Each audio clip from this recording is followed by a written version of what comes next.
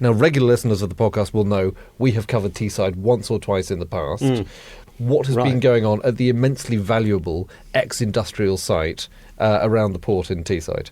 Teesside had a big knockback about a decade ago when the steelworks closed, finally.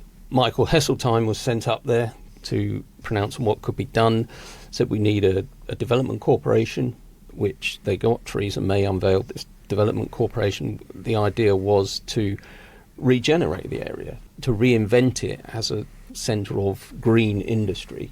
To do that, the idea was that it would get a lot of money from Whitehall, raise money locally, borrow money, create a fund, develop the area, lease it to industries who would then pay the rent to the public sector plus the rates, and that would fund more regeneration and so on. So you get this kind of virtuous circle.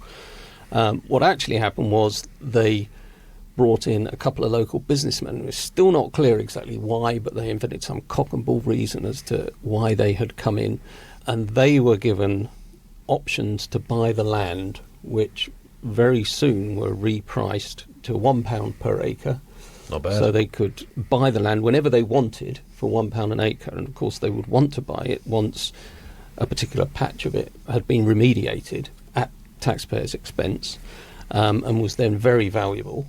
They'd exercise their option, get this land for next to nothing and rent it out to a big company that was coming onto the site, and then they could sell that income in return for a lump sum for themselves. They'd done that once already and made about £65 million profit instantly on a 90-acre site, and there's sort of 1,600 acres or so to cash in on. So the whole story is That's just one strand of the rip-off.